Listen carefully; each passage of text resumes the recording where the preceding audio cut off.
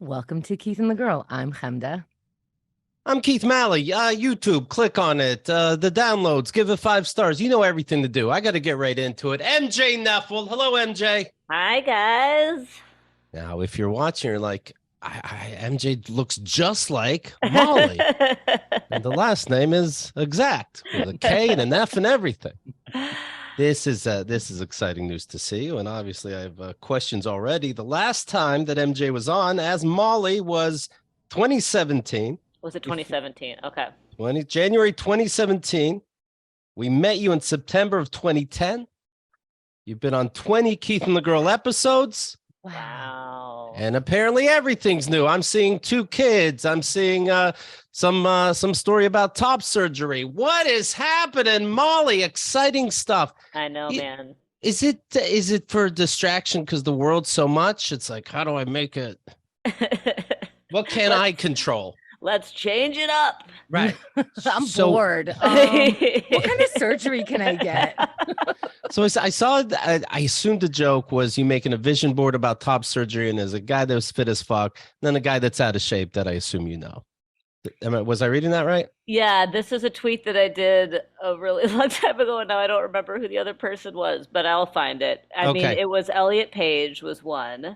Oh, okay. I know who it was. It was Randy from Trailer Park Boys. Because I love Trailer Park Boys, and the thing with that character is that he's just always topless. Like, he never has a shirt on. Right. And that was kind of my goal pre-top surgery, was to just be like a real, kind of like the trashy man sitting on his front porch with a shirt off. Like me.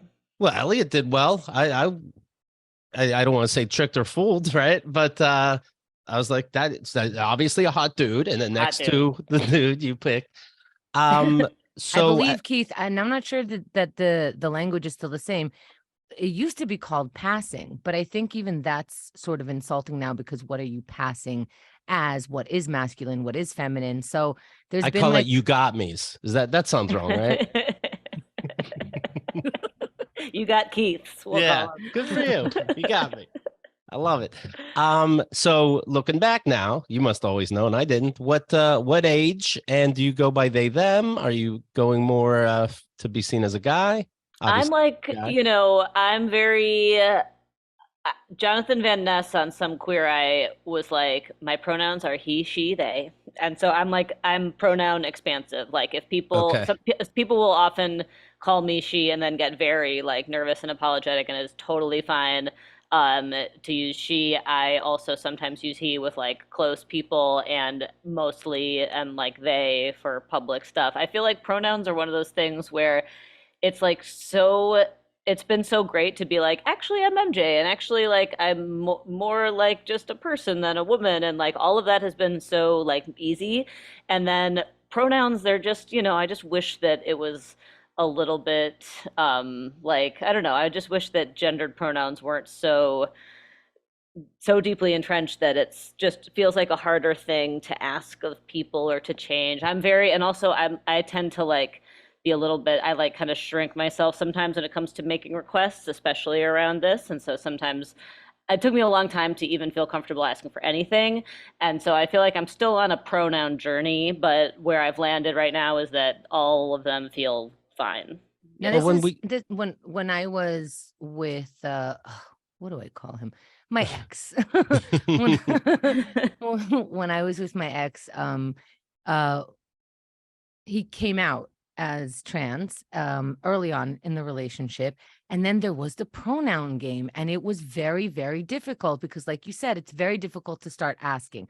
So part of the issue of that was, with some people, we didn't he didn't feel as comfortable saying, so it was she over here, it was he over there, and I had to keep that in order, and that's very difficult as the person who's not. And then when I mess up, when I go like she, he, people are like, oh, so you're not even, I'm like, dude, like, holy shit. What an unsupportive partner.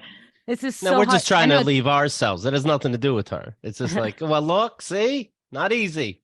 Exactly. Right. Like, that's people proving like, and I never thought it was easy, but then there was the tug of war with actually him. And I feel for this because, like you said, it's hard to ask. So he'd be like, oh, don't worry, she, him, like that's fine. But then people would leave and he'd be like, why didn't you correct them? I'm Mm. like, dude, you cannot send mixed messages Mm. because those messages are going with me also. I know that But how sometimes nice is it when he hears you go, dude, come on.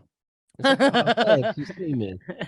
I'm sure it does, but actually I can't be sure of anything, but it doesn't matter. It was confusing and I had to leave patience for that because he's still figuring it out. Like, what Right. can I ask for here? How much are people respecting me even if they are saying the pronoun?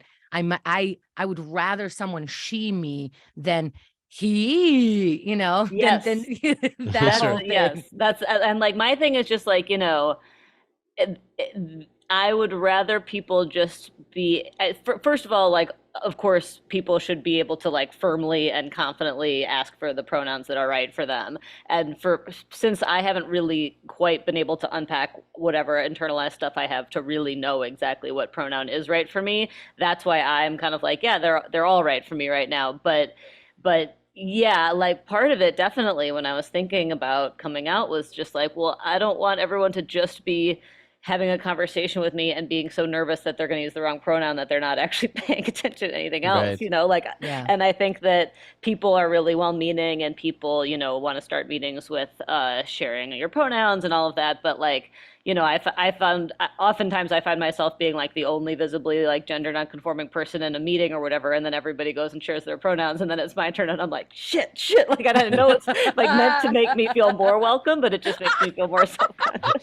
You said that so fast. I was trying to write it down. Did you say, do you go by non-gender then? Or you mentioned top surgery. Do you find yourself more masculine? Right now I'm identifying as trans mask non-binary. So trans because I do feel like the best thing for me to say is that I have moved from one end of the blob to the other end of Okay. the blob from, and spectrum blob universe. And so I feel like I identify more in the mask, if and also I'm not on testosterone and I don't think I will ever, pass. Right. And so I think for that reason, I just kind of have to embrace the ambiguity. And sometimes I like that. Before I ever transitioned or changed my name or anything, when I was a teacher, I taught little kids, and who I had taught for years would come up to me, second, third graders who I'd known since kindergarten, and be like,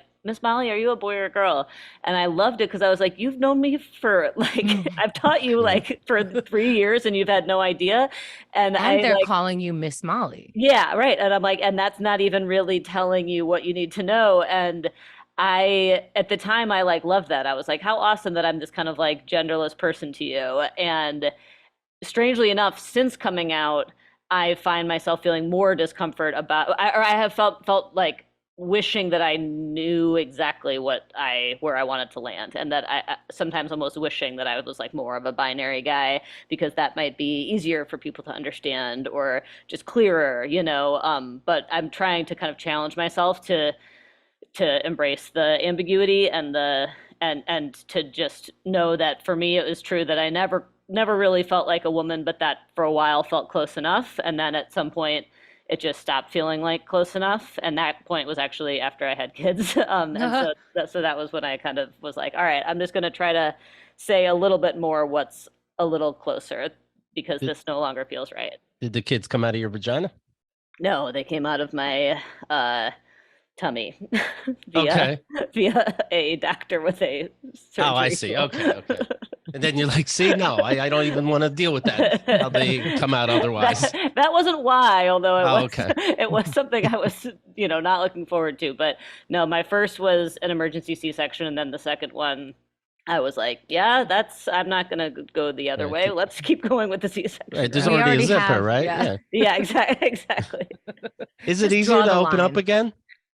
Yeah, I mean, I had a pretty gnarly scar from my first C-section. I don't know what my doctor did, but the second time around, the scar is like completely gone. He was just like, "Yeah, I fixed the scar for you." So like, I guess it was, I think that you're not supposed to really have like, if you're planning on having like 8 kids, it's not great to just keep having C-sections, I guess. But when you've had one, you can either try what they call a VBAC, a vaginal birth after cesarean. You can either try for that because some people feel like that's really important part of the birth experience for them. I did not feel that way. I did not mind. I mean, C-sections are very hard to recover from, but I was like, yeah, I don't need to try for a VBAC. Let's just go. Is it wrong that he fixed it without telling you? You're like, I just bought all this merch. Yeah, well, that was why I had to get top surgery. I needed 2 other gnarly scars right here, Have you gotten it, or you're thinking about it? I got it. I got it almost 2 years ago now. And you love it? Do you take your shirt off at the beach? Love it. I do. I wish I took my shirt off more. I think that first of all, I love top surgery. It's been like, I have never once regretted it. I've had a lot of imposter syndrome since coming out, in terms of feeling like, am I making all this up? Am I just doing this for attention? I have like a little turf who lives inside my head who's like always telling me like, well, why are you doing this? Are you really just doing this because like, fill in the blank excuse. Right. Are you You just can be doing your this kind of woman. What's the problem? Yeah, exactly. Yeah. Right. Like, maybe is this misogynist of you to like not be a woman, want to be a woman anymore? Like, I had all of these just dumb thoughts in my head about whether... yeah, do you have to throw out like women power banners that I have to assume you have, and just like, I don't like seeing this, like I don't like seeing tits? Well, now I gotta like really rev up the girl power, because both my kids, as far as we know, are girls, and they love being girls right now. So I'm like, all right, gotta bring in all of the girl power stuff. But yeah, I love top surgery, and I was so nervous that it would well, I guess, yeah, I did not, I thought, am I just making this up? And then when I got it, since then, not for a second have I regretted it. Every single time I see a picture of myself, I'm like, oh yeah, like that's what I always pictured myself looking like. It was like, that's great. That's what people expected of me having kids. I was like, no, I think I decided, and this was like in my 20s. It's like, I'm not going to have kids. They're like, you're going to regret it. Well, I'm not about to have a child to find out if you're right. So it's really good when you're like, okay, phew, good decision. Hey, yes, you're wrong. Oh, so sorry to hear. Bye, click. Yeah, I was wrong. Okay. And it was like, when I was talking through all of this stuff, you guys will appreciate this because I used to come on the show with my brother John all the time, who basically looks exactly like a male version of me, a cis male version of me. And that's what a compliment to him, right? He's like, you probably look more like me. Thanks. Yes. And when I was talking through all this stuff with my therapist, and they were like, well, how do you like imagine yourself? And I was like, well, I've just kind of always imagined, when I picture myself, I just always imagine that I like basically look the same as John and have the same, body type as him and stuff. And then every time I realize I don't, like if I see a picture of myself with boobs, I'm like always surprised. And my therapist was like, and you're telling me that you have imposter syndrome about feeling trans? Like, right. Because they were like, it sounds like you really have a different conception of yourself than how the world perceives you. And like, it would help to align those conceptions a little bit more. We'll put pictures of the old tits on the website. When you get the top taken off, do you start walking funny? Like, no matter how big you were or weren't, do you? It's like when you take off a heavy backpack at the end of the day. Yeah. And just feel lighter. I mean, I had small boobs before, but then I had kids, and your boobs get massive when you are, nursing, and it was really that like for me, it was like, I think before I had kids, and my body type was androgynous enough that I didn't experience a ton of gender euphoria, although I always kind of had it a little bit. Like I always, I wore a suit to my wedding, and I was like, I don't want my hips to be prominent. I like don't want to show off my boobs. Like, but then after I got pregnant, it does things to your body that really highlight the estrogen-y parts. And right. I felt that was when like my dysphoria that I think had been there for a while, for most of my life, was like, this is wrong. You are not supposed to look like this, And of course I'm so glad I got to have the experience of being pregnant and having kids. And it was like a journey, and we tried very hard to get there and all that, but it wasn't like, it just didn't feel right, in terms of how I looked. Is it interesting that does it feel good that you still had the opportunity to breastfeed, and did you take the opportunity to breastfeed both children and then have top surgery, or it just kind of worked out that way? No, it just kind of worked out that way. I think that I didn't really like understand how much the gender dysphoria that was coming up after my first kid. I think I just thought like, well, this will go away when I kind of like recover and bounce back. And then I immediately got surprise pregnant with a second kid, which could have also contributed to like the mental health Was it a journey I've been on. surprise because you knew you were more masculine? You're like, shit, my body doesn't know. It was a surprise because the first kid was an IVF, like long, difficult IVF journey, and then during which I was told like you will not get Mm. pregnant again unless you do IVF again, and then You I just gave found me chills. Was it like leftover IVF? Like that's it was not so I had the first one was IVF, and then I woke up one morning when my baby Freddie was 7 months old. oh my Um, God. Gideon was out in the living room with her, and I woke up and I was so thirsty, and I listen, I am not a person who's in touch with my body, right? I like spent years doing too much drinking and like too I'm not like I don't know, I don't listen to my body. But I just woke up and I was like, I was only this thirsty when I was pregnant.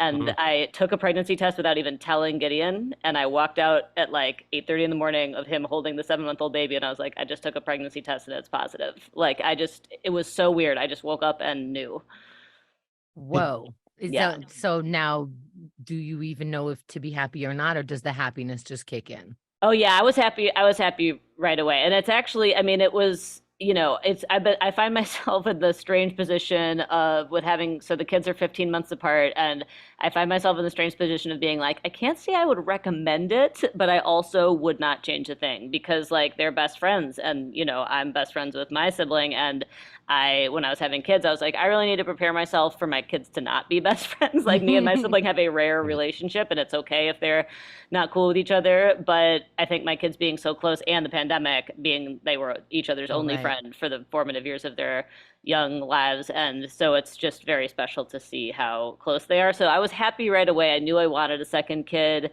Oh, okay. But it did mean that I just like didn't really recover from my first pregnancy, either physically or Oh my God. emotionally. And I think and then when the second one was 6 months old, that's when the pandemic started. And so yeah, so my mind wasn't good, but I was still very happy to have them. Okay.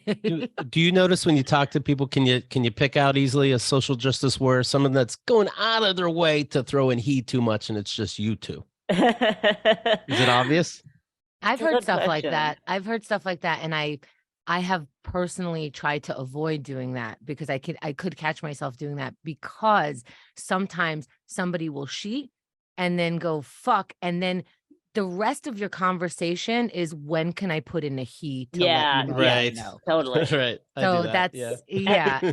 And I was just actually earlier this week, I was doing a workshop with teachers about creating like LGBTQ inclusive spaces and stuff. And one of the teachers was like, I'm just so afraid of like messing up or saying the wrong thing and offending somebody. And I was like, kids can just tell if you're like a safe person. And it Mm. really does not, obviously, you should try to gender people correctly. And if you mess up pronouns, like you should, apologize, correct it, and move on. But like, I just really think that people don't need to be so nervous about making mistakes as much as they just need to like put off the vibes and the words and the actions of like I believe you, I don't think you're making this up, and I trust you, and I think it's fine, and I'm not going to be weird about it, I agree with you, but it also, it depends, just like it depends on the person who's on that side of it. It depends on the person who's on the other side because I've seen people just be straight mean and close-minded from the place of being trans, where they're assuming your pronoun, but you didn't Mm. ask them there. And there's all this anxiety and anger, and then it's like, oh, well, they're gonna yell pronouns at me. And it's like, no, that's not every trans person, but and I believe like keeping in mind that we're all transitioning with new information. I'm not saying trans is new. The surgeries are new because that's where we are with medicine, but the idea isn't new, but our transition into actually putting that into our everyday life is fairly new. And I think we need a minute. Both my brothers changed their names, not their gender, but their name. But I grew up with these people with Right. other names. It took me a very long time. My brother's name was Sharon. In 8th grade, he changed it to Michael, as you can tell why, as an American. Other people heard it just fine, you guys. But I was like, Sharon, and I heard people say Sharon to him, and you'd go, Sharon, he'd go, Michael, Sharon, Michael. And he did that for Hmm. years, just stayed steady, Michael, Michael, to Hmm. my parents, to everybody. And now, Well, to your if I parents, well, that's balls. to my parents, to everybody, steady, no anger, no nothing, just, you made a mistake, Michael, and I'm going to continue the sentence Hmm. until, and my brother changed it later in life. In his 20s, he went from Shuki to Andrew, and I just kept calling him Shuki because I'm like, it's too fucking late for me. Right. We're in our 20s. We also have about a 16-month or whatever. We're pretty close in age. And I'm close to both these people. I love them. They are my best friends. I'm very, very lucky with that. But it came to a point where if I said Shuki, no one knew who I was talking about unless I Right. was with his childhood friends, which, in your 20s and 30s. So now I call him Andrew and Michael. But to be completely honest, and this also goes with my ex, who now goes by Hennessy and used to go by Lauren, every time I say Hennessy, I feel a little weird. But if I would say Lauren, I would feel even more weird. So it doesn't Right. matter, you know? Right. Right. Does your husband fuck up sometimes? Hey, Mala, Monday. Today's Monday. Just saying. Hey, MJ, are you hungry on a Monday? Which today is? I gotta say, interestingly enough, my husband and my brother have been the ones who have messed up the least, and you'd think it would be hardest for them because they had been the most used to saying my name Most for the used to it longest and see time. you the most. And yeah. Yeah, but I think that, and especially John, there was like, I think one of the reasons why visibility is really important, there's a holiday Trans Day of Visibility, and visibility and representation is definitely not the end goal, but I think that one of the reasons why it's important is like the day that Elliot Page came out, I just like I was completely overcome with emotions about it. And I was like, this is so weird. What is going on here? And like Elliot Page is almost my exact same age. When Mm. I saw Juno was like one of the first actors who I like saw in a movie where I was like, I feel like I kind of identify with this person. And like when he came out, I was just like, it was like my mind was just telling me like this is speaking to you in a way that is probably not speaking to most people. Right. And again, I talked to like my therapist about my friends, and I was like, probably everybody wishes they could do that, right? And people are like, no, that's probably a thing that means you might be, So trans or let me get a non-binary. little selfish here, if you don't mind. Yeah. I got married in a dress. You got married in a suit, and I was so jealous because I knew I can't get married in a suit. I have these hips that would make me look like I'm wearing a dress no matter what I wear. Boobs, so like I tried, and I grew up in the 90s where Twiggy was just like the end all be all. Winona Ryder, for some reason, like downplayed how big her boobs are. Everything was this stringy thing, and I couldn't wear jeans because I had a butt, and I couldn't wear straight leg pants because I had hips, and it bothered me so much. It's in the 90s. Now we're all wearing flannel shirts and jeans. And I'm like, well, I got to show my stomach because my stomach's the smallest part. Otherwise, you're just going to. And so that identification is more like I'm mad at, and I'm not mad. I end up just working with what I have, and I don't feel trans, but I do feel like I wish people would gender neutral my entrance. So if we could, if I can hide who I am and what I look like, which a lot of people want to do for work and for, just take me as seriously as you would someone who wouldn't look like this. And the t-shirts have to be smaller on the bottom than on top, and I can't get that. And so I always kind of look a little more sexual. I am always put into the role of like sensual and like I have a long face and cheeks and all this shit. And I'm like, well, now I don't have the opportunity to wear that, but I'm not trans. But you're speaking all the words that I have run in my head, but also I don't mind being female. But also, I think all females kind of mind being female in this world because we're second class citizens. Of Does that go course. with it? So it's all Kenda's not going to get hassled on the street. Is it offensive? She even equates to your party. Not at all. Not at all. I was just thinking about this also when I was doing this teacher workshop because I was like, listen, we're here to talk about creating inclusive spaces, and that matters if you have a trans student or a gender nonconforming student. But also, what if you saw your classroom as an environment to free all the kids, no matter if how they identify, even if they're all cis? What if you saw this as an opportunity to give every kid just an opportunity to be who they are, free of gender Because I expectations? would have told my kindergarten teacher I wanted to fuck her. That's why. All right, you guys keep your shit to yourself. Let's wait to second grade. You're out of control. But Did Henda, you? you're right. Like you get put so much stuff gets put on you, and you get and of course girls get so many hangups about having a body the wrong way because you're supposed to have like you're supposed to have no curves, but also like if you're not supposed to look like a boy, but you are supposed. It's incredibly There's a confusing. lot of rules. You're supposed to look hot, but don't know you're hot. Yes. But do the things to be hot. My Yes. parents were like, you should be married by 18, but could you not shave your legs? Could you not, could you not show off your body? And I'm like, this is my body. And I started getting called fat. And when I look back on it, I'm like, oh, I wasn't fat, but I had curves and a butt. And like when I look back on it, I had abs that you can see. And my parents were like, maybe 5, 10 more pounds. I'm like, Wow. now I understand. I think you were looking at my curves. I think you were looking at, I present bigger because other parts are bigger, but in no way am I fat. Back Yeah. then, I weighed like 70 pounds less than I do now.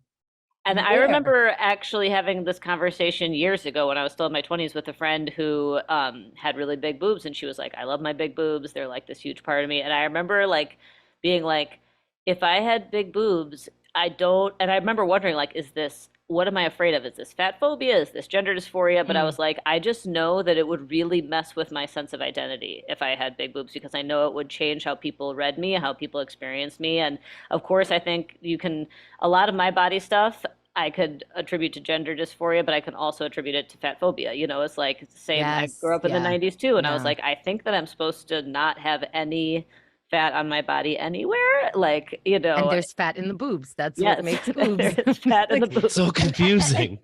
and then there's I'm like, oh, I'm so glad I have boobs because otherwise I would just be big on the bottom. At least like it matches so that I can wear the dress, if I'm going to wear the dress and all this stuff. And then I'm like, well, I know people are attracted to boobs, so at least I have that. But to be honest, I don't think I would have dressed like that. I don't think I would have bought those. But now I wear sports bras and boobs are in the way, but I'm still glad I have them. But I know if I didn't, but also I wouldn't have to have the rest of it in order to feel good about it. But I think you're right that it falls into that fat phobia. Like Yeah, I just look bigger, and that's maybe all I'm focusing on. I don't know. yeah. I don't know. I don't know. It's too many things. And also, you're just experiencing, I think, again, being gendered. Of course, you're gendered as soon as you walk into a room. Everybody is, right? Whether you're cis or trans or something in between. And I feel like, yeah, I definitely don't think that the most important thing on earth is to just like protect,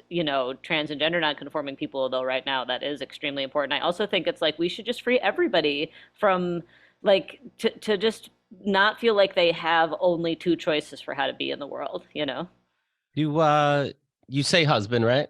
Or you Mhm. don't? Yeah, but you don't. Nobody should say wife, I assume, right? For me, Yeah. Gideon calls me his spouse. Okay. Do you like that? Yeah, conveniently, there is an existing gender neutral term. I feel like at first I was just kind of like, wherever there is a gender neutral term, I would prefer that. Like parent instead of Okay. mom, sibling instead of sister, and spouse instead of wife. But, if somebody said, Gideon, your wife, like I wouldn't be like, you shut up. And how long have you been married now? I got married in 2016. 2016. It's 2023. So it's about to be our 7-year anniversary in like a week. Congrats. 17. Did you break the Seven, news seven. to him earlier? Like, hey, I have some kind of issues with my body. I might not have boobs one day. You should know that. Um, And he's like, I- you're keeping your vagina? Yeah, I think so. Then who gives a shit? Be a dragon. You have your vagina, right? I Boy, think this is that- really telling about Keith more than us, I think. I think I'd like to be told ahead of time. I know we all change, and maybe you wanted babies and now you don't. No, but no, no. I'd like to know. I totally get that. I'm thinking more like we know what the most important part is for you. Sure, sure. We get where your And that makes responsibility sense. You know, lies. people like to fuck how they like to fuck, and you don't want to, you know, so I'm it a makes sense. square. Yeah.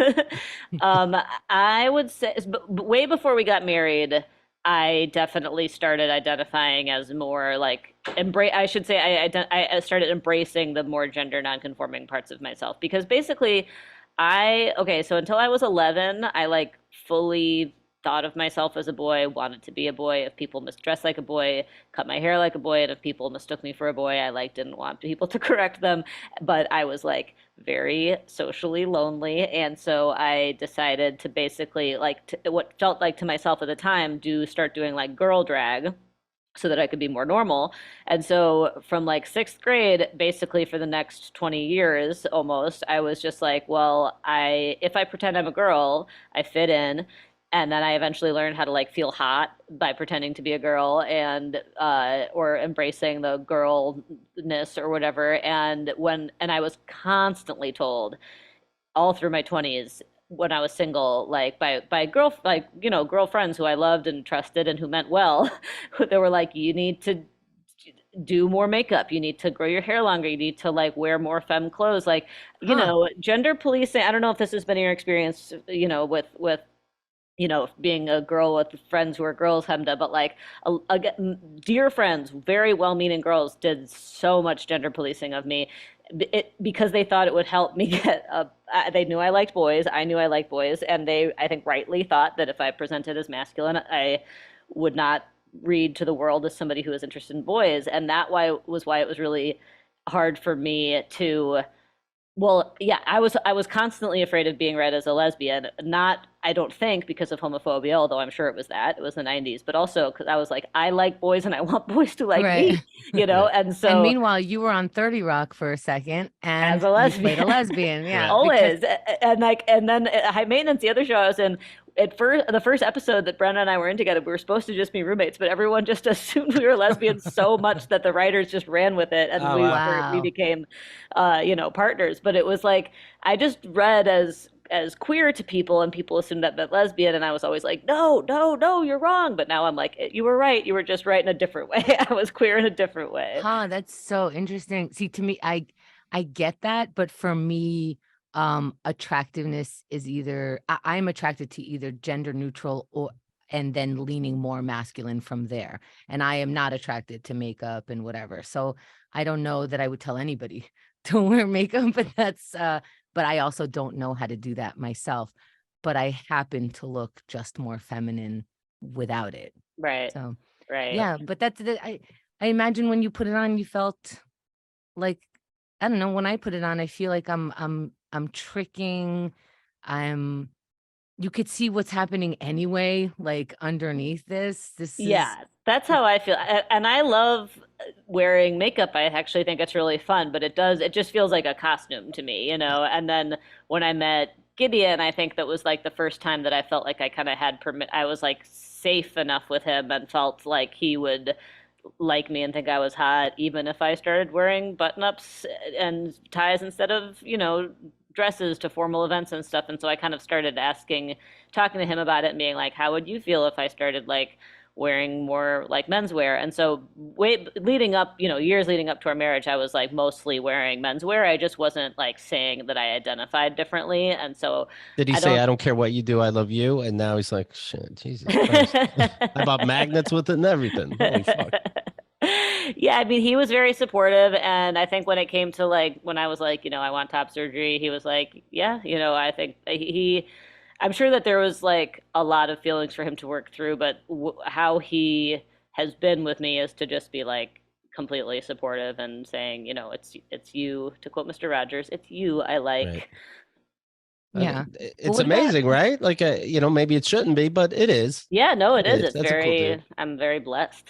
do what was in bed? Did he play with the tits? Was he a tits guy? After having kids, I was like, I was never a huge tits person myself, but then after having kids, I was like, this area is not sexual anymore. So it like really was not, it did not feel like a loss, you know?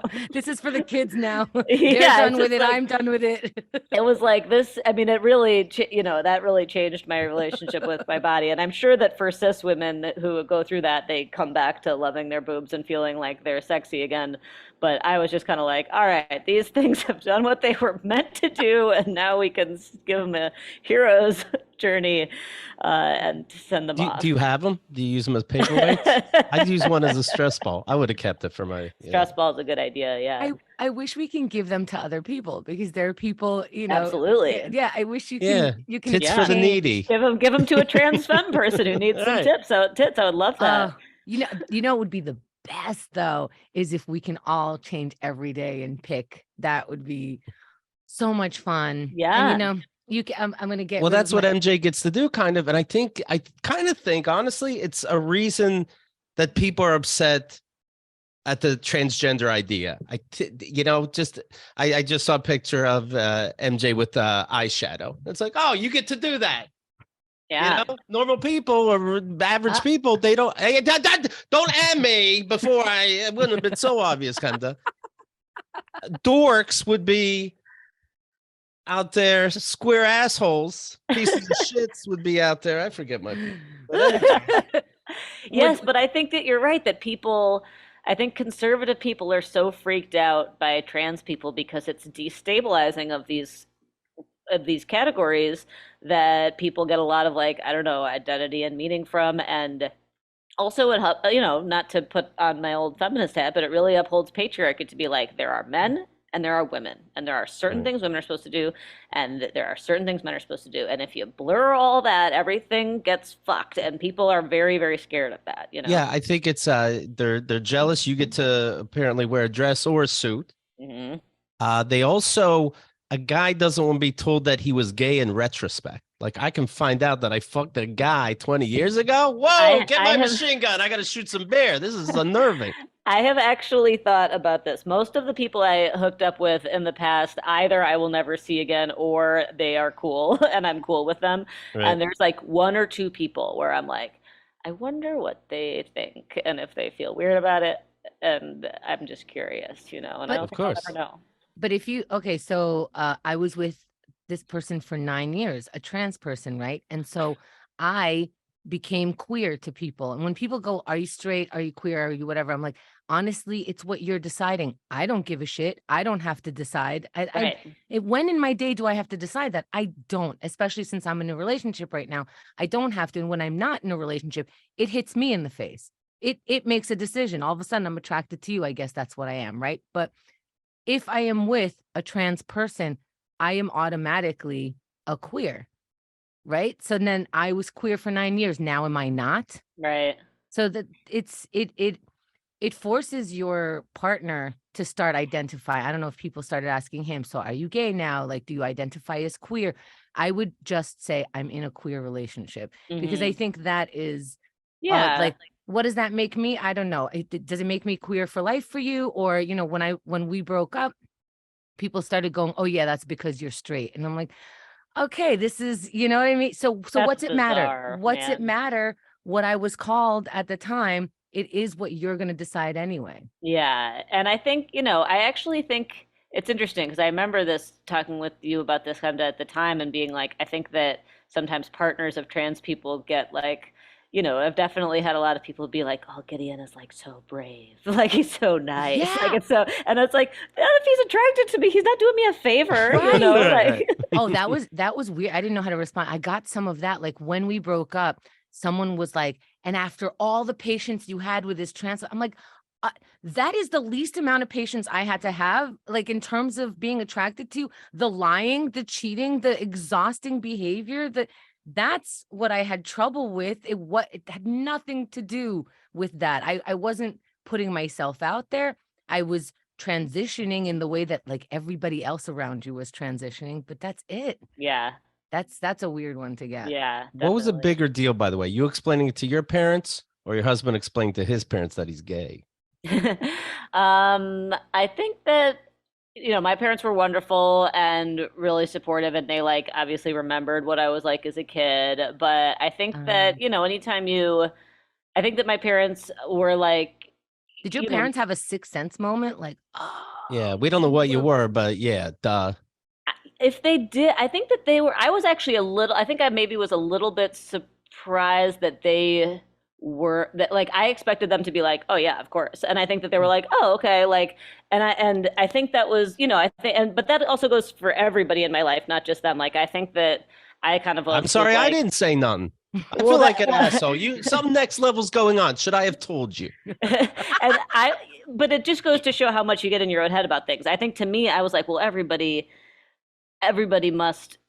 always known that I've never fit in as a girl. And then I think my parents were like, well, we didn't know because we saw you as who I think that they were immediately ready to be supportive. And of course, just like Hamda was saying about, your brothers changing their name, it's like, yeah, if you've named your child this and you've known them as a certain way,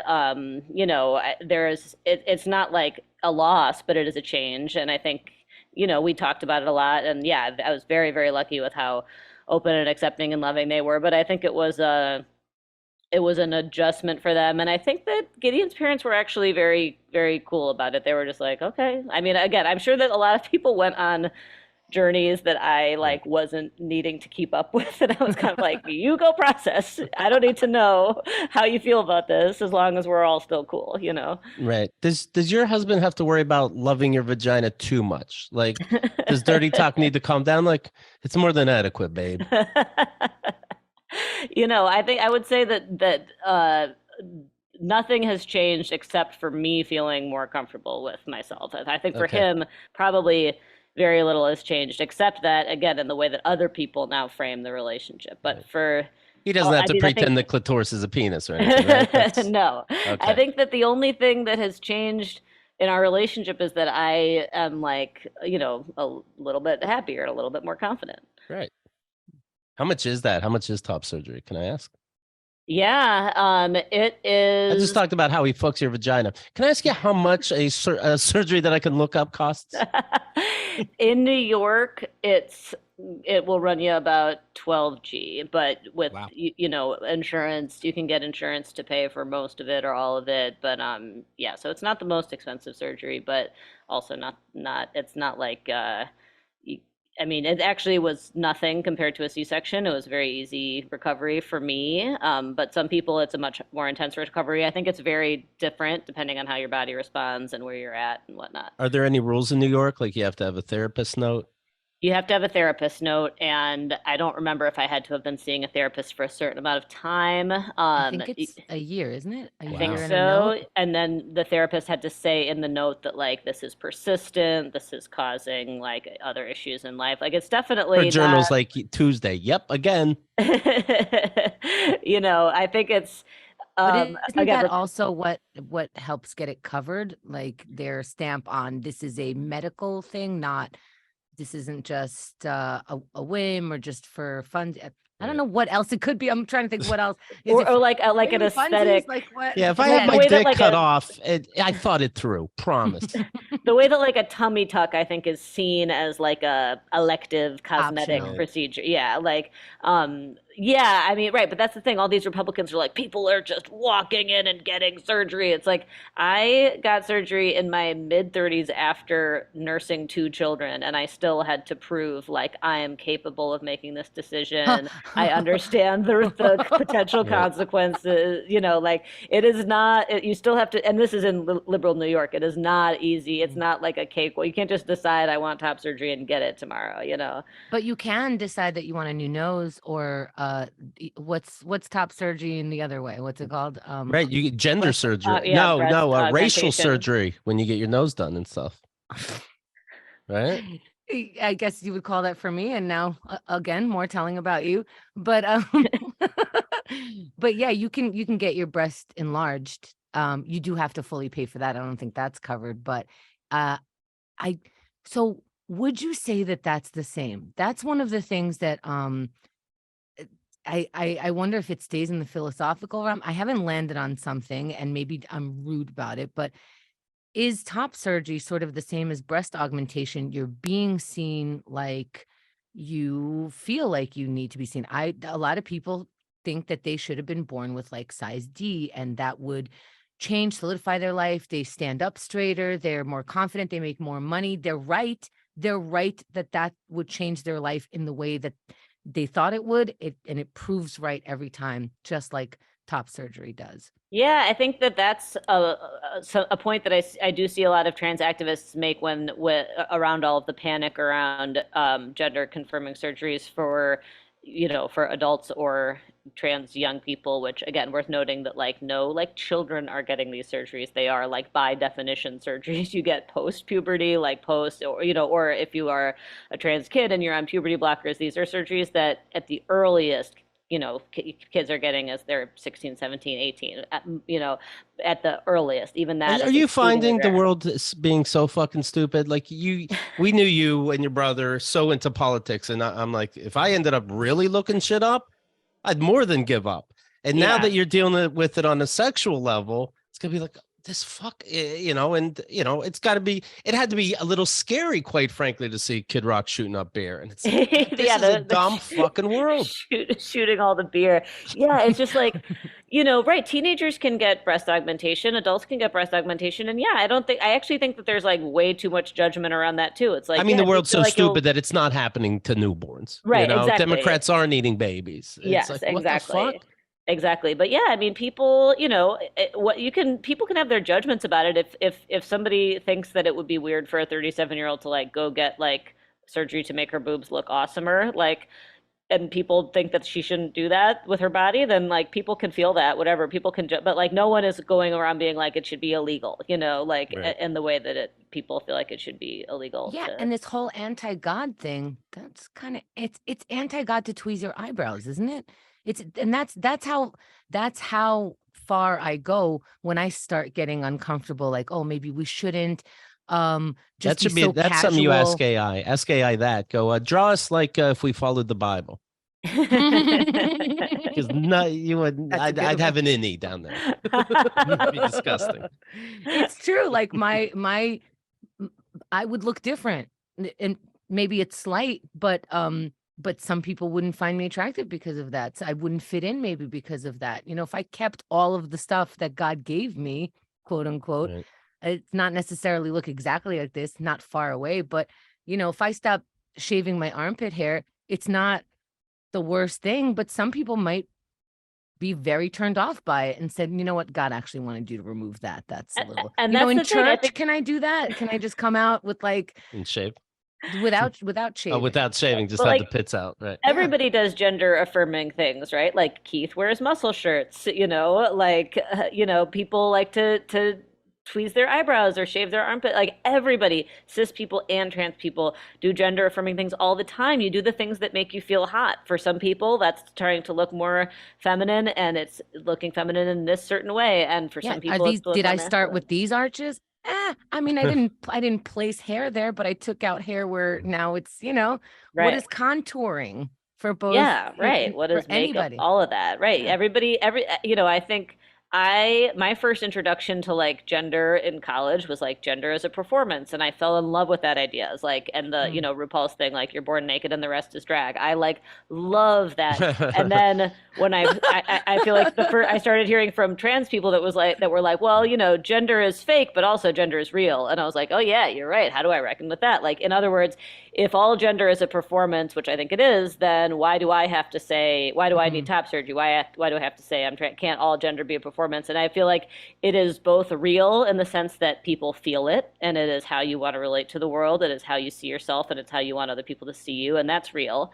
And that can change, but also it's very deep. You just only you really know it, and it's fake in the sense of, I um can put on it even though I've had top surgery. If I went and put on a slinky dress and walked outside, I could be a girl that day. So it's like it's fake and it's real at the same time. And I really like the confusion of that. Yeah. Well, that upsets people, that confusion, like I was saying Yeah. before. And that Kenda brought up God, it kind of makes me think of when I talk to my brother Ken, and I'll be like, I don't know, maybe I'm playing golf or something like this. I'm like, fuck you, God. And he's like, no, you don't believe in God, right? So you don't get to say that. And it's like, you do? You believe in I him, so get to you say that to God. get to say that. But no, he doesn't like that I can say fuck you, God, and not believe in him. It really bothers him. This reminds me of a silly story. I hope this is relevant as I say it. So there's, I don't know if it's called a fable or something. I guess it needs animals for a fable, but it's a fake godlike story. Okay. So a priest is dead and he's standing in the line for, Love it already. Right? Yeah. And in front of him is a guy that just fucked up all his life and made people nervous and blah, blah, blah. I forget what his job was, but it made people nervous all the time. And so that guy, the guy who made people nervous all the time, he goes in and gets, all these lavish gifts and a robe and oh my goodness. And the priest is behind him going like, holy shit, if this asshole is getting that, what am I going to get? As like pushing the Lord's name this whole time. And he got, some sack and garbage. And he's like, what the hell this whole time? And he goes, well, whoever's at the gate goes, well, when you did your sermons, everyone fell asleep. When this guy worked with people, they were praying the whole time. Oh, thank you. Was it MJ rude of you to name your kid Freddie? You don't get more masculine than Freddie? Well, her full name is Alfreda, so she's got options. Alfreda, and it's the woman. It's the girl. Yes, they're both girls. Both my kids are girls. Oh, okay. I miss as far as we know. Okay. But yeah, so she's Freddie. Or but maybe you saw something, Keith. I saw. You'll see. Sorry, shit. You'll see. I'm like a psychic. I'm so aware, and I kind of fuck with people's heads. I'm like, oh no, never mind. Anyway. Yeah, I decided I wanted to name her after Fred Rogers. That's where Freddie comes from. Okay. And Zelda. I never played the game. Is Zelda the dude or the princess? I have also never played the game, and believe it or not, my gamer husband has also not played the game. We did not name Zelda after The Legend of Zelda, but everyone assumes we did because Gideon is such a gamer. Well, didn't you walk down the aisle to like Star Wars theme and stuff? Yeah. Like I feel like this. I know that that's not also a video game, but I feel like it's under the same umbrella or brand. Absolutely, yeah, 100%. We actually ended up at light Zelda up because Gideon has like some Yiddish, like the Jewish side of his family had a lot of Yiddish names, and so we did a lot of Yiddish name searching, and Zelda was on all of the Yiddish names. And for the first baby that we didn't end up using, and then when the second baby came around, we were actually going to name her something else, and then at the 2 weeks before she was born, I was like, you know what? How about Zelda? And so we brought it back. Well, Keith, you're mispronouncing it. You're pronouncing it like the video game. It's actually very Ashkenazi. Zelda. Princess Zelda was Link's mom and sister in something else. No, never mind. Who is the Zelda that you ended up going? Who's another famous Zelda? There's people ask if she's named after Zelda Fitzgerald, and but that's Ella. That's Ella Fitzgerald. Who am I thinking of? Haley Ann is asking Aunt Zelda from Sabrina the Teenage Witch. Ah, it's not that either. But I do like Sabrina. No, it is honestly, Zelda is truly just a name that was on every Yiddish baby names list. There is no person that Zelda is named after. Have you gotten death threats or bad things like this? About I don't know. Zelda? Well, I guess not. Well, not necessarily the names, but being transgender in any way. No, I have been so incredibly lucky, and I think that just goes to show that trans people who have been coming out and being themselves for the decades and centuries, and especially the recent decades, who've made it possible for me to come out and lose nothing. Maybe there's some people in my life who think it's weird, but no one has been shitty to me. And yes, I'm in a little bubble. But I do it. I host a podcast called Page 7, and we've been going on tour, and we were in Texas, and we're about to go to Florida and Tennessee, and that's going to be a little bit. I feel a little bit nervous about that, but also I have incredible privilege in every other way that identity can give you privilege. Right. And and also I actually do think that the world is this country is not remotely as transphobic as this small group of lawmakers is. I just think that Kid Rock and the people like shooting Bud Light are not actually representative of where people are at. Trump was president. Okay. Yeah, no, I mean, That was those a people are voting out there. system. Yeah. Uh, Yeah, I understand that it's very possible for you to have this tour and not be met with that. That is possible. of course, because But we're self-selecting the awesome people who are choosing to come to the exactly. show. They're Totally. paying for it. You know, it's curated, right? Totally. Yeah, yeah. And I guess I don't mean that like by, doing it's not like, right, the people I meet through page 7 are, many of them are like queer people and trans people too. And they're not representing all of Alabama either. You They're know, not. I think voting has showed us that 50% ish, we can say freely, is phobic of maybe not you that day, but like we can't all travel around the country freely like other 100%. And people I think can. especially for trans femme people who are like much more visibly like targets, certainly than I am, because I just get read as femme, like, and nobody's gonna, I just don't think that anybody's It's really just giving me a someone second they're thought. not attracted to, but you're not bothering them as much. But this Totally. other thing is like too queer. And Yeah. I don't certainly don't mean to downplay how dangerous it is to be trans in this country right now. I think I'm fine. I think most people aren't, and I think it is incredibly dangerous. I just also find a lot of hope in like how I actually think that people would rather be able to send their kids to school and know they aren't going to get shot at school. I think that's more important to them than whether or not 18-year-olds can get surgery. And I'm speaking very broadly, and I'm sure that there's people out there who are like, I'm in this particular area of the country and it is bad out here, and that I think is very, very real. And I don't feel like blind optimism or anything. I just also think that If I may, I think what you received is you didn't have to define it for the first time for most people. And the people who came out 10, 20 yeah, years ago, yeah, they had to define it and answer different kind of questions. You're now answering the second or third wave of questions thanks to the work that those people did. that's a But great way to put it. but Yeah, there's a lot of waves forward that is ignorant and doesn't want to actually also educate. That's where the danger comes in, and I think that still exists. But yes, totally. you have that other side as well. Yeah, I think that's a great way to put it. And there's certainly a backlash going on because the world did become a slightly safer place for people to come out, Right. but certainly it is incredibly dangerous for so many trans and gender nonconforming people out there right now, and an incredible amount of work to be done. Now you guys need a safe place. Hold on, I got to shoot beer with an AR-15. Okay. Fucking It shows snowflakes. it just shows how smart and how well educated. I got a short beer.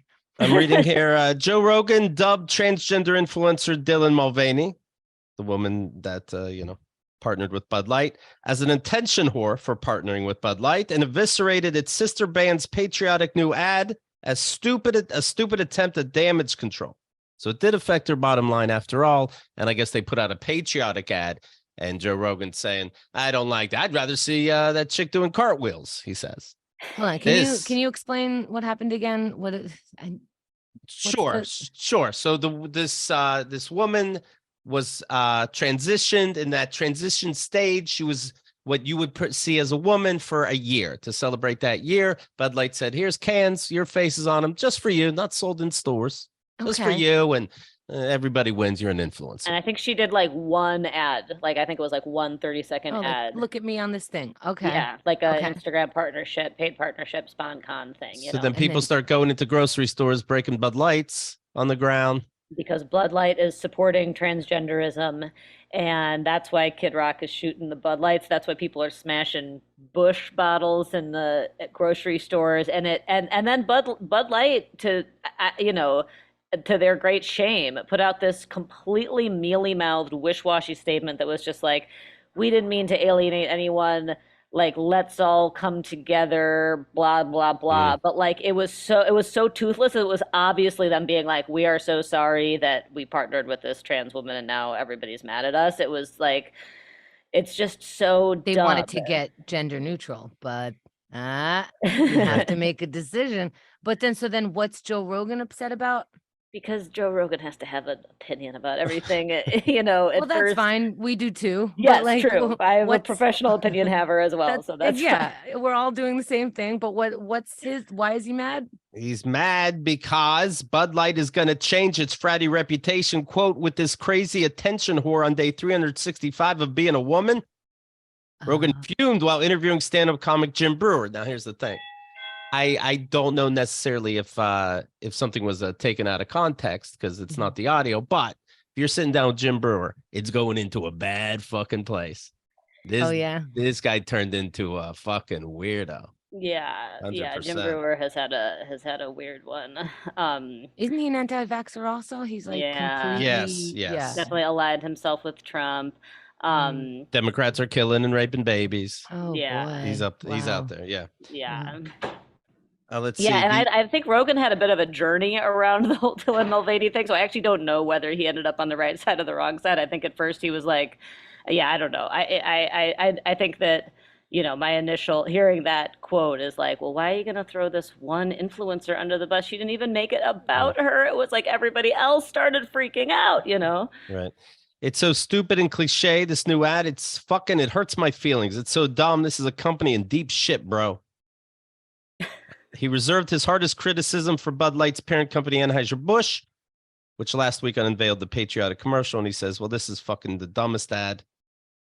Can I just say, where does this surprise come from? Are the rest of their ads so fucking brilliant? The rest of their ads are, here's people in bathing suits wearing nothing with 0% body fat, drinking the thing that gives them the beer gut.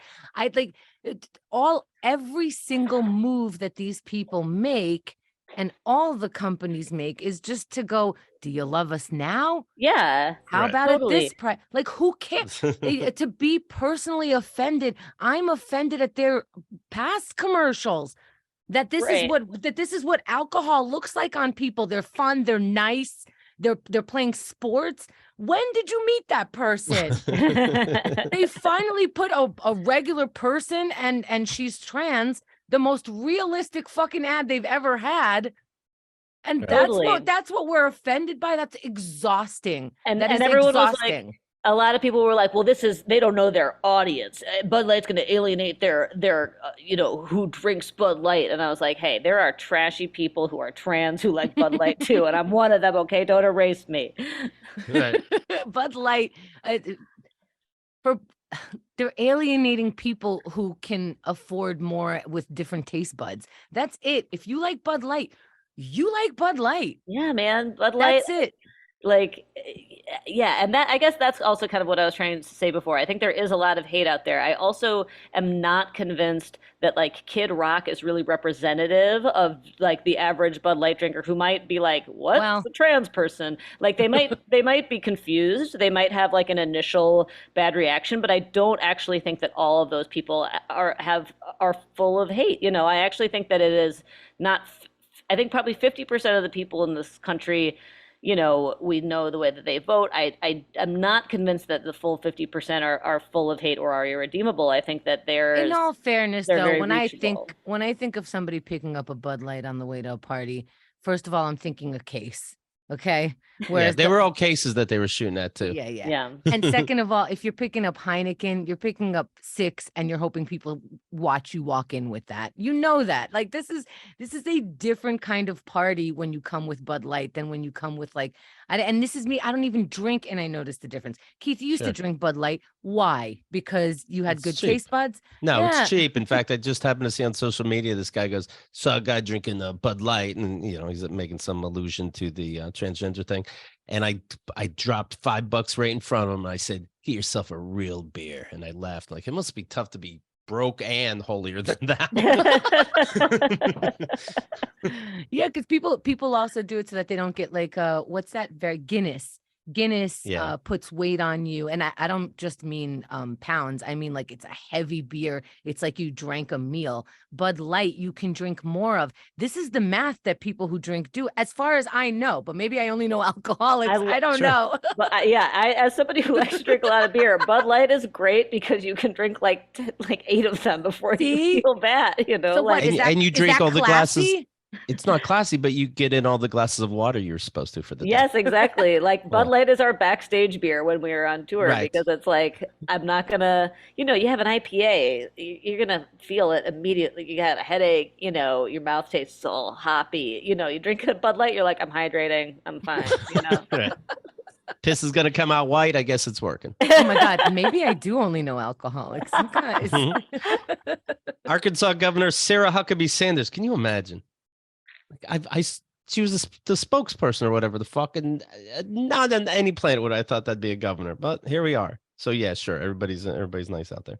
Arkansas Governor Sarah Huckabee Sanders has announced the launch of Real Women of Politics, koozies. It's a jab against Bud Light, of course. Real men of genius. Uzis. So that doesn't sound like anything to her. Right, right. Real women don't have to fake it, she says. You can buy koozies, $15 for two. Oh no. Her koozies features images of real women in politics, such as herself, the governor of Alabama, and the governor of Iowa, and the governor of South Dakota. What, they're having orgasms everywhere and don't have to fake it? What are you saying? What are you saying, conservative? What are you saying what about my children who are listening to you say that? What about my children who you have a cozy on? What about my children that you're talking about like innuendos of sexuality? How do I explain that this is funny to my children? I mean, just imagine wanting to think about people's genitals this much. You just don't need to. You just don't need to. I could go, if I only see cis people all day, I'm not thinking about their genitals. So why do we need to think this much about I don't people's think about their genitals? genitals, but if I'm on the subway, I think about how everybody fucks. Yeah. So it's I hard think about that. sometimes. And also, like, sexuality is a huge part of who we are, and it's a huge part of what our body craves and what it does. And I know that we associate our biological parts sometimes only with sex and sexuality. And I think that's where it starts. It's when they're talking about body parts, it feels like all they're talking about is, can I fuck you? Yeah. And that's what makes it weird. It's okay that I'm curious about how your body functions. I'm curious about who cuts your hair. I'm curious about that stuff. But when someone else asks it, it's, will I throw up or will I go yum when I look at you? Yeah. That's what it I think feels That's you're what right. it's like. What we talked about. You see a Dylan Mulvaney, first thing right away. It's like, oh, hot. I'm a guy. But Yes. motherfucker. I think that's what Absolutely. it is. Yes, totally. There's. I think that transphobia is just so baked into how we all grew up and how we all think about everybody. That what's the first? I mean, what's a dig that Sarah Huckabee Sanders gets all the time? She's got a strong jaw. She's mannish. It's like there's all Right. these ways to insult women, and men is like you are not living up to your gender enough. And that Mm, hurts cis people too, but yeah, I right. absolutely, people look at Dylan Mulvaney, and if their loins stir and they don't want their loins to stir Right. because they're not sure what genitals Dylan Mulvaney has, they get all pissed off, and it's this huge homophobic, transphobic swirl in their brain, and then they go take an AK-47 to a case of Bud Light. Do like I'm fascinated by this, and also because we've known you for so long. But I have to imagine that you're some Keith and the Girl listeners, somebody's first transgender person that they feel like they met. For example, believe it or not, they think there's listeners that think Hemd is the first Jew they ever met. Do you feel responsibility? Like now that we went for about an hour, do you think like, did I represent everything okay? Is there nervousness? A little bit, especially because like I said, I do feel like an imposter in the sense of like I came to this later in life, and I wonder if, I hope that people don't think I'm just making it up for attention. And so there's that piece, and the piece that I benefit from a ton of privilege, including like I think I still benefit from like cis privilege and hetero privilege. I'm married to a man. Most people still probably perceive me as a woman, and so I think that I should not be a spokesperson because because like I haven't struggled through a lot of the kind of like more structural things that a lot of trans and gender nonconforming people have do. And yeah, I think I actually did find like saw like a a Reddit post of all things of somebody being like listening to page seven, and I've been doing page seven for like 11 years. And so I, and I like kind of came out on page seven. I said, actually, I'm MJ, and could you guys call me MJ? And somebody posted like, this was the first time I've ever heard anybody like go through this journey. And so in that sense, it's like an honor, but also it feels like, yeah, I think the goal is just like the whole people coming out, as gay helped change a lot of people's minds. I think that the hope is that if people know that they know trans people and that no, they're not coming for your children or anything, they're just trying to like be happy and like love themselves. I hope that that is, meaningful for people. But again, I also want to recognize that like I'm like, a person with a lot of safety where a lot of people, trans and gender nonconforming people, don't have that safety. But I also think like, and I said this a while ago on our show, I am letting you know that you can ask me weird questions that you wouldn't ask even someone close to you, because we are on this platform. Yeah. And we opted in for representing at least some, and only through our experience. Yeah. But don't do the things that Keith said, asked openly, and we were able to laugh about. Like, Sure. that's not like, we're How not people talk. volunteering other people. Right. And I've to known answer and your trusted Keith questions. for a decade. Yes, totally. Yeah, This I is think not that representative of like every conversation everybody adjacent or queer to it like wants to answer all day long. That's right. because then it's just that.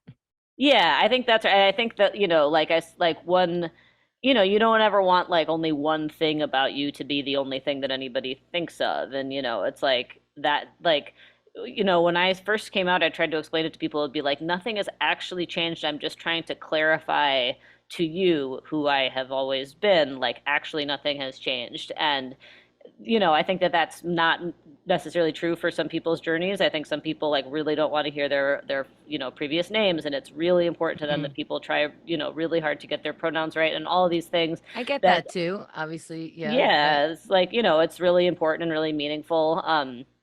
But yeah, like certainly for me, I'm very happy to be like the first trans person you've met and to answer your questions, because I can do it. I talk for a living, I have opinions for a living, and I am not, it's not going to bother me. And like I said, if people make mistakes for me, like make your mistakes on me, I don't care, and Until you do, by the way, because you right, get to change that also. And then right, one day you might go, you know what? I landed on something. Can you land with me? yes, I've put a cushion down, if that helps. yes, that's a great way of putting it. Do you ever fuck with your husband? Like one night you suck on his tits and you moan? And he's like, what the fuck? See, we can make a list of the questions don't ask people. Okay, I see. That's what Keith is doing a good modeling job for that.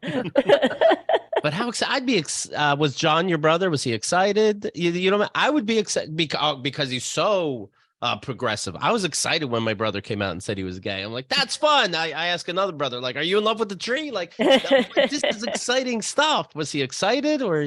I think he was excited because I think that he probably more than anybody except myself knew how Closeted? yeah, how right I Okay. was to identify this part of myself. Okay. Yeah. Can I ask what your kids call you? They call me mama because that was just kind of what I just kind of didn't really think that there was another option. Because again, I didn't really transition until my kids were like 1 and 2. And so Try to gaslight into like no, you're mispronouncing MoMA. I'm very artsy. yeah, some people do. I think some non-binary parents come up with like a more neutral term, which I kind of wish I had done. But I'm mama to them, and I think I Well, always your first words are going to be mom and dad and the parental. What choice do you have?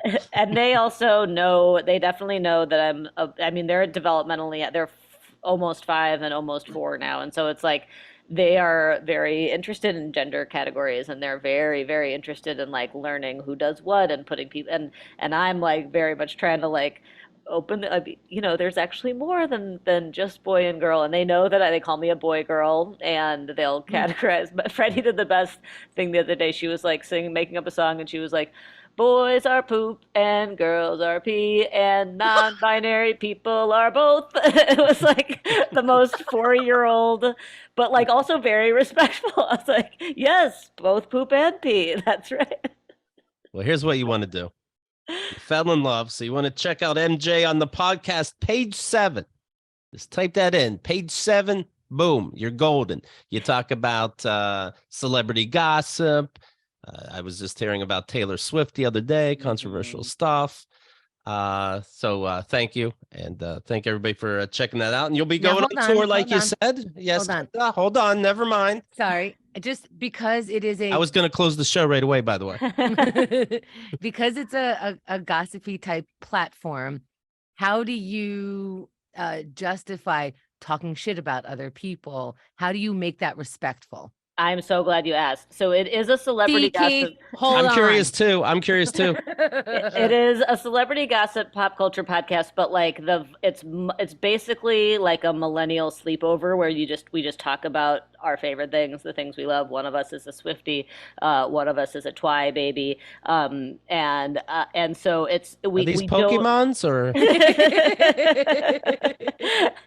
did Taylor make it to the final form? It's much more about kind of like having fun and talking about the pop culture stuff that we really like, and it's much less about actual goss. I mean, don't get me wrong, we definitely more cheers than jeers. More cheers than jeers, definitely. Like definitely when there was like the Olivia Wilde, Jason Sudeikis did Harry Styles spit on Chris Pine thing. Like we do talk that, and I think we justify that to be like Harry Styles and Chris Pine, like they will be fine if people are speculating about it. Did Harry Styles spit on Chris Pine? So we do lean into some of those really fun moments, but anytime that the stakes feel higher than that, we are very anti-mean. We like really try to just keep it.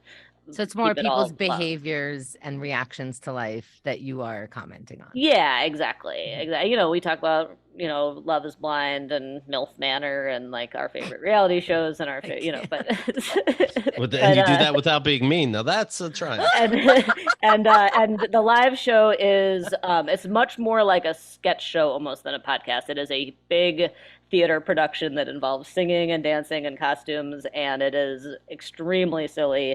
We are real goofballs, but it is very fun, and it's basically about premised on the idea that the 2019 film Cats set a curse on us that started the pandemic, and so we have to lift the curse.